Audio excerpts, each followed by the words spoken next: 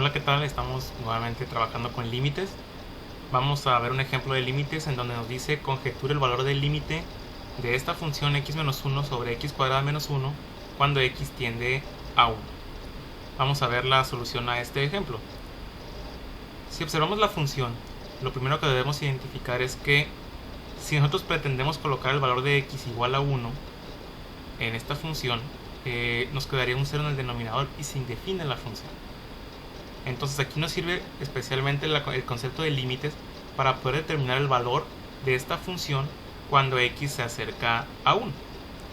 ¿Qué es lo que vamos a hacer? Bueno, aquí lo que hemos estado trabajando es hacer una tabla en donde vamos a colocar valores para x menores a 1, pero muy cercanos a 1.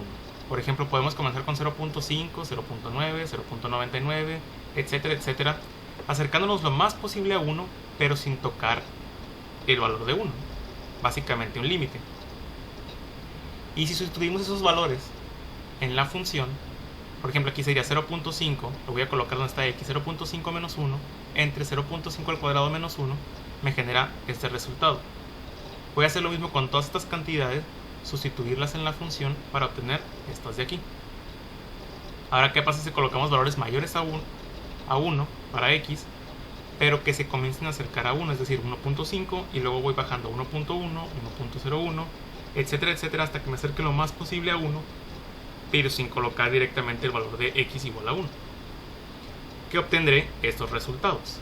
Nótese como si por la izquierda de 1 tenemos un valor de f de x de 0.50025 y por la derecha 1.0001 es de 0.49975, podemos decir entonces que cuando nos acercamos a x igual a 1, cuando x tiende a 1, el valor de f de x sería básicamente 0.5. Así está la expresión cuando se coloca en forma de límite. El límite de la función cuando x tiende a 1 es igual a 0.5, es decir, es el valor al que la función se acerca cuando x tiende al valor que estamos planteando aquí. Ahora, ¿qué pasa si colocamos la expresión de esta manera? Decimos que g de x, una función g de x, va a ser igual a esta función cuando x es diferente a 1, pero va a ser igual a 2 cuando x es igual a 1. Si analizamos gráficamente, tendríamos entonces la figura 3, tenemos que cuando x tiende a 1, hemos encontrado nosotros un valor de 0.5 y se coloca abierto porque decíamos que no puedo colocar aquí 1 debido a que se indefiniría, al menos por ahora. En el caso de la figura 4, lo que se está haciendo es colocar esta misma función para toda esta curva, excepto cuando x es igual a 1. Aquí nos dice cuando x sea 1, tu valor de g de x va a ser 2. Por eso este punto que se encuentra aquí. Hemos definido la función de esta forma. Tenemos un comportamiento para ciertos valores de x, pero para este particular valor de x vamos a colocar un 2. Es la manera en que se nos ha planteado esa función. Pero el límite de esta figura 4, cuando tiende x a 1, o cuando x tiende a 1, sigue siendo 0.5, porque nunca colocamos el valor de x igual a 1 en la función que estamos analizando.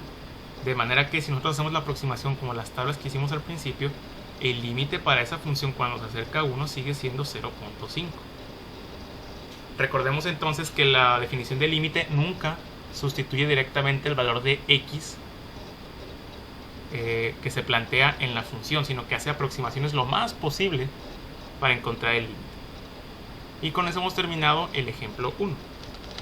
Tenemos un segundo ejemplo en el que vamos a estimar el valor del límite de esta función cuando t tiende a 0.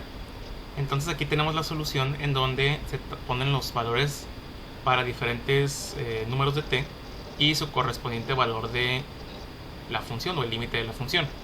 Observemos aquí que tenemos más menos en todos los casos, y esto es debido a que en donde participa t en la función está elevado al cuadrado. Entonces, a final de cuentas, si coloco un positivo o un negativo para t, el resultado sería el mismo porque se eleva al cuadrado y quedaría como positivo. De manera que para menos 1 y para 1, el valor de esta función cuando sustituimos el valor de t es de 0.16228. Ahora 0.5 sería este, y así sucesivamente hasta que lleguemos a 0.01. Y a medida que t se acerca al 0, los valores de la función parecen acercarse a este valor, 0.16666, etc. Así que suponemos que el límite de la función cuando t tiende a 0 sería un sexto, o lo equivalente de este número en fracción, un sexto. Ahora, en el ejemplo que estamos planteando, ¿qué pasa si tomamos valores mucho más pequeños de los que se consideraron aquí?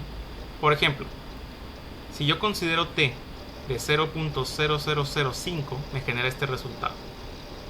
Si utilizo este valor me sale 0.2. Y si me voy acercando más a números más pequeños cada vez, al final de cuentas me va a salir un 0. Entonces podríamos pensar, bueno, pues entonces el límite de la función es cuando t tiende a 0 es 0. Y esto no es correcto. Lo que sucede es lo siguiente. En muchas ocasiones, nuestras calculadoras que utilizamos para hacer los cálculos tienen una precisión en la que si colocamos valores de t demasiado pequeños, específicamente en esta raíz, si yo coloco un valor muy pequeño de t al cuadrado más 9, la calculadora lo va a identificar únicamente como raíz de 9, es decir, es tan pequeño que lo considera 0, a pesar de que no lo es. Entonces lo correcto aquí sería identificar que el valor del límite es un sexto, como se demostró en la sección. Entonces, cuando sucede esto de la calculadora, se le llama que la calculadora da valores falsos, porque esta raíz de t cuadrada más 9, cuando metemos un valor de t muy pequeño, la calculadora lo registra como 3, y entonces de ahí surge el valor de 0. De manera que tenemos aquí 4 gráficas. Los incisos A y B son las aproximaciones precisas de la función. Sin embargo, cuando empezamos a trabajar con valores demasiado pequeños para t, obtenemos estas gráficas un poco extrañas, y esto es debido a que la calculadora que estemos utilizando va a considerar el límite como 0. De manera que lo correcto serían estas dos. Entonces hay que tener mucho cuidado con la aproximación que tengamos en nuestra calculadora y el método que estemos utilizando para evaluar esos límites. Y con eso concluimos el ejemplo 2. Vamos con un tercer ejemplo. El ejemplo dice obtener el valor del límite de seno de x entre x cuando x tiende a 0. Entonces la función f de x igual a seno de x sobre x no está definida cuando x es igual a 0. ¿Qué significa esto? Si yo le pongo 0 aquí, se indefine la función. No podemos tener una división entre 0. Y si usamos una calculadora, considerando que vamos a trabajar en radianes en este caso, vamos a elaborar una tabla de valores, como la que tenemos aquí. Cuando x vale 1, 0.5, 0.4, 0.3, etc. hasta 0.001. Y tenemos los siguientes valores de seno de x entre x. Es decir, los valores que se obtienen al sustituir x en esta función. Ahora, si observamos esta tabla, podemos determinar que cuando x tiende a 0, nos acercamos a un valor de 1. Entonces podemos decir que el límite de la función seno de x entre x cuando x tiende a 0 es igual a 1. Y entonces tenemos la parte gráfica en la que tenemos la función seno de x entre x. Nótese que cuando x vale 0 tenemos una discontinuidad aquí debido a que se indefine la función, pero el límite tiende a 1 debido a que se acerca a 1 cuando el valor de x tiende a 0. Vamos a ver un cuarto ejemplo, y este ejemplo tiene una particularidad que vamos a ver ahorita. El ejemplo dice investigar el límite de la función seno de pi entre x, o sea el argumento de seno es pi sobre x, cuando x tiende a 0. Entonces una vez más podemos analizar aquí que cuando yo coloco el valor de 0 se indefiniría esta fracción y por lo tanto la función. Entonces vamos a evaluar para algunos valores pequeños de x. Entonces decimos, ok, cuando x vale 1, f de 1 sería igual a seno de pi entre 1, que es seno de pi, es decir, 0. Si coloco x a 1/3, tendríamos seno de pi sobre 1/3, es decir, seno de 3pi, que también es 0. Si coloco como x 0.1, tendría seno de pi sobre 0.1, o sea, seno de 10pi, igual a 0. Y para estos valores que coloco aquí de x, un medio, un cuarto y 0.01, sigo obteniendo el valor de 0. Y hay que tener mucho cuidado, porque si yo analizo únicamente esto, puedo pensar que el límite de seno de pi sobre x cuando x tiende a 0 es 0. Y esto es incorrecto. ¿Por qué es incorrecto? Todos estos valores que estamos colocando de x generan que pi esté multiplicado por un entero. 3, 10, 2, 4 y 100. Básicamente, si tenemos una función seno de n pi, y cuando n es un valor entero, siempre me va a generar un valor de 0. Entonces yo puedo pensar que este límite es correcto. Pero si analizo la función en su forma gráfica, me voy a encontrar con esto. Esta es la curva azul que representa esa función establecida. Y si yo coloco valores de el argumento de seno como 2pi, 3pi, 4pi, es decir, siempre que n es un número entero, lo que voy a estar haciendo es calculando únicamente estos puntos que se encuentran aquí. Y siempre voy a obtener valores de 0.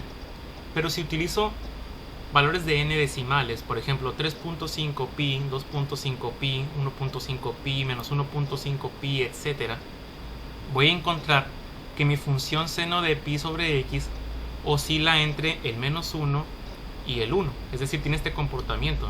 Menos 1, 1, menos 1, 1, menos 1, 1. Y entonces podemos preguntarnos, ¿cuál es el límite?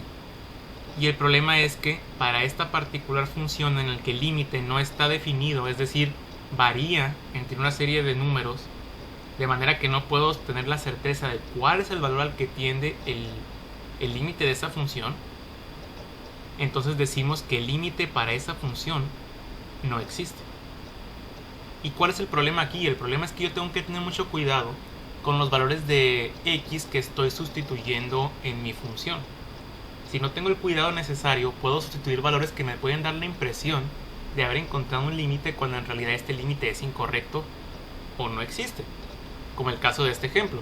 Entonces lo recomendable aquí es tener mucho cuidado con los valores que voy a sustituir, y evidentemente hay métodos mucho más adecuados para encontrar los límites de funciones particulares como este tipo, que se va a ver más adelante, pero por lo pronto la recomendación aquí es que tratemos de utilizar una gran variedad de valores de x, no centrarnos únicamente en los positivos, negativos y números enteros, sino que también hay que utilizar a vez en cuando decimales para tener la seguridad del comportamiento de la función, sobre todo en funciones de este tipo, senos, cosenos, etcétera, etcétera. Y entonces llegamos a la conclusión de que el límite de esta función cuando x tiende a 0 es que no existe.